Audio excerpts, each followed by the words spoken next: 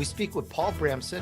He's CEO of the Paul Bramson Companies, and collectively, they've trained more than 400,000 professionals across the world.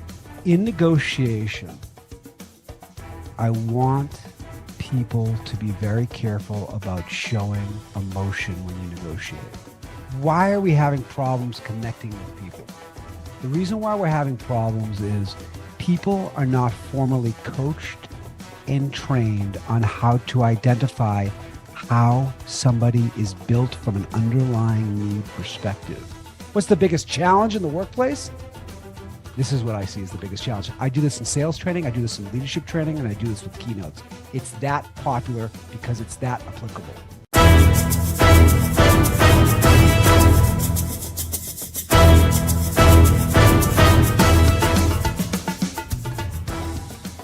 And here's an insider's brief about understanding and effectively connecting with people to sell and lead better. And we're going to help you hone your negotiation abilities. We speak with Paul Bramson. He's CEO of the Paul Bramson Companies, and collectively, they've trained more than 400,000 professionals across the world.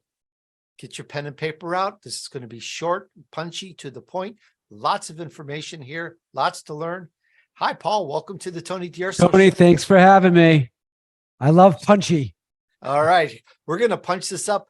And I'm going to tackle something that we could do a series for years, but we're going to do it in just a couple of minutes. I want to tackle why aren't there healthier and more productive relationships in the business world today? And perhaps let's talk about, now I've been in corporate America for like 32 years, I think. Yeah. So, and I've got my own take on this, but I'd like to ask you, because you've got all this experience and you've trained so many, what do you say is the biggest work environment challenge as it relates to this issue today? Okay, so let me go back to the initial thing. Why are we having problems connecting with people? The reason why we're having problems is people are not formally coached and trained on how to identify how somebody is built from an underlying need perspective. So when they're able to discern that, they can pivot words and languages and behaviors to better resonate with somebody, so they're willing to listen to somebody. So for instance, Tony, has anyone ever talked to you, and the minute they start talking, they're using words that turn you off? Does that ever happen to you, Tony? I'm sure. Both in your personal and your professional. Of course, it happens every day. I'm certain, yeah. And there's probably people in your life you like to be around because they talk to you in a way that resonates, versus other people may talk to you in a way that doesn't resonate. So when you talk about what's the challenge with connecting, people don't know how to discern how somebody's built and then use the words and the phrases to keep somebody motivated and productive. And when you talk about it from a leadership perspective, you've been in the corporate world for many, many years, just like myself. And you know that leaders sometimes have a hard time connecting with their employees. And the reason why is because when they say, yeah, I understand my employee, do you really understand them? Meaning, do you know how to talk to them individually, not collectively? So the words and phrases that you use actually resonate with them. So they want to open up, and and that leads to a healthy and productive relationship. That's the challenge people have in the professional world with connecting. This is what a challenge people have in life. I can tell you, when we go over this, I have people raise their hand and say, Paul, I just want to thank you. For what? Now I know why my significant other acts the way they do. Or now I know why the person who works for me acts the way they do, or reacts the way they do. When you take a look at it, and this now goes to your question, what's the biggest challenge in the workplace? This is what I see as the biggest challenge. I do this in sales training, I do this in leadership training, and I do this with keynotes. It's that popular because it's that applicable. I'm speechless. This is such an incredible area, and you have such knowledge on it that I'm just listening like I'm in the audience here, and I just want you to keep telling us more. Like, how do we improve? How do we change it? It's so hard to change ourselves sometimes. So how can we do it? Because you know as well as I do, even though we know we may have a bad habit or do things wrong or not right, we still can't change it sometimes. So without getting formally coached and trained, if you had to do it on your own, here's what I'm going to suggest. When you talk to somebody, let's talk about from a leader to their team perspective. Wouldn't a healthy conversation be, listen, I want to understand from your perspective, when I communicate with you, what resonates with you? What are some things that you need to hear from me or you've heard from me that say, you know what, that resonates? Or on the flip side, by the way, you have to have a healthy relationship or show vulnerability with this. What are some words or phrases or things that I do that turn you off? I want to know, because the spirit of this conversation is for healthy and productive. And if I don't understand that, that means I'm guessing. So I'm talking about that from a leadership perspective. By the way, here's the other thing when you're selling, let's use it from a selling perspective. Here's the hard thing with selling and with communicating. A lot of times people are not present. That means they're not situationally aware. They just talk. They're not looking for observable actions, facial expressions. Somebody's tone might change. Well, if you're in the audience and you're listening to this, when you're communicating with somebody, let's say it's from a selling perspective or any perspective for that matter, watch facial expressions, listen for tone. And if you see something that triggers somebody, causes a reaction, you need to stop and pivot and change your words so it better resonates. Or you might say to them, is there something that I just did that caused you pause, or something that I just said that caused you pause? I'm trying to get them some awareness, Tony, so they understand what is it that I'm saying or doing that's either turning you on or turning you off. Now, if I may, Paul, Please. We're entrepreneurs, we're business owners in this Yeah. audience. And yes, some of us are C-level executives, and Yeah. we have people from all walks of life here. Good. And if we're going to focus on selling, which is something near and dear to all of our hearts, the preponderance of the audience are entrepreneurs, people that have made it on their own. You're not going to stop and say to the prospect, how do you like this? Or how am I coming across? Now, I understand these are like what you're kind of thinking of when you're giving your presentation, your pitch or whatnot. Yeah. And what I like to do is kind of bring it down into applicable focus, a takeaway. How can we make this better? How do we do it?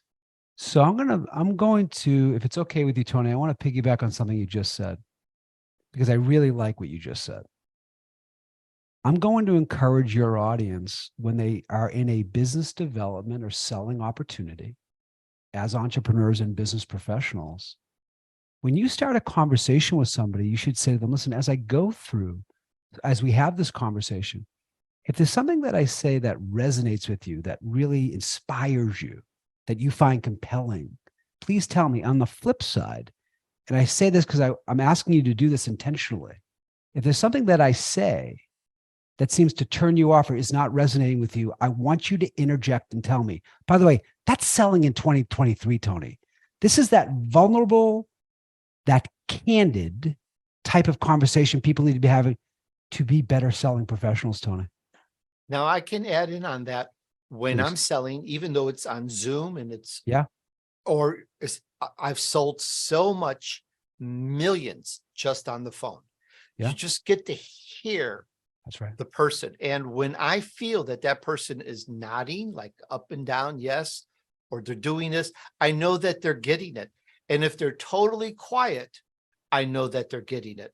But if there's a dissonance or like something different going on, and I don't feel in sync with that person, then I know I've gone past the point. And you people out here, excuse my language. Hey, you people out there, it's my Italian. Everyone listening, you know what I'm talking about, because when you're selling, you kind of get that feel. And what I'm trying to do is hone that down into something that really can not only resonate with us, but we can use better. So after this, we can be better sellers. No question. So we're talking about by the way, if you're selling on the phone, it's a big no-no. In 2020, get in there virtually. We need some sort of face-to-face. Phone it's difficult, as you know, Tony. Full disclaimer, I will not sell on the phone anymore. Okay, fair enough. Good. But in the past, that was the only thing we had. And you and I in call centers. Absolutely, Tony. Yellow pages, baby. Listen, I want your audience to feel that it's okay to be candid, that it's okay to be transparent, and it's okay to be vulnerable in the conversations they have, whether it's selling or any type of conversation. So what I'm asking them to do, what I'm inspiring them hopefully to do, is to, if something doesn't feel right, say something. If something does feel right, say something. For instance, if I said to you, do you like what I'm saying? And you said, I do like what you're saying. I would say, if it's okay with you, what exactly do you like? I mean, I want them to be that. I'm Boston direct, Tony, if you can't tell. But use your own style. Be candid, be transparent, and be vulnerable. That sells. If you can't tell, I'm passionate about this, Tony, in 2023 and beyond, by the way. I love it. I love it. It's the way to go. And really, I know we've all heard it. You really just got to be yourself. And if you have trouble with that, try to find yourself and zone in on that. I don't really sell so much these days. I don't think. I just sit back. I talk. I'm Italian. I grew up in Chicago, by the way. Favorite city in America. Love Chicago. A little bit of that, but and I kind of get it. The more you're yourself, the more you come across better in whatever sales you do, because you, as the person that's selling, you are the face of the company, even if it's just one person, or the face of the brand. It's you that the person buys from. And it's just exactly so right. real. You could have the best, literally best superlative, need plus ultra product, but they'll buy because they like you or they don't like you. And if it's okay for me to add, please, it's okay to pivot in conversations, everyone. It's okay to pivot. You don't have to stay down a lane because you think that's the way to go. You stay down a lane or you pivot to a lane when you see opportunities or you recognize that you need to pivot in conversation. Paul, can I ask you in the last minute or two we have, perhaps some good negotiation tips or advice that you can give us? I mean, we've given a lot here, and I encourage everyone to really focus on what we said. Because you've heard these words, but don't let them go over your head. So in negotiation, I want people to be very careful about showing emotion when you negotiate. Money can trigger. I'm just using, it can be terms and conditions. It can be things of that. But anytime in negotiation, when you're negotiating with somebody and you become emotional to where it doesn't allow for a healthy conversation, you're already behind the 8 ball in negotiation. And I'm noticing this more and more. People are uncomfortable at negotiating. You can be a strong business person, but not be a good negotiator. By the way, that's an element of a strong business person, by the way, collectively. I want people to start to try to separate the emotion and have a business conversation. By the way, negotiation is not a game. When people say, well, I don't play that game well, it's not about playing the game well. You need to know how to have a healthy business conversation and try to separate the emotion so you can have a rational conversation to where you ultimately come across as collaborative, Tony, to where you get what you need or close to what you need, and they get close to what they need as well. I appreciate that, because it is so true. And I think if we can negotiate better and realize that, we can do better. I've been a lousy negotiator, because I don't like to go back and forth. I think this is my opinion, that can cheapen a product by negotiating and going back and forth. And usually I wind up accepting whatever the price is because I value the product, unless I know that it's ridiculous. But that's me, and I'm not asking everyone to follow that. Right. But I don't like to bicker.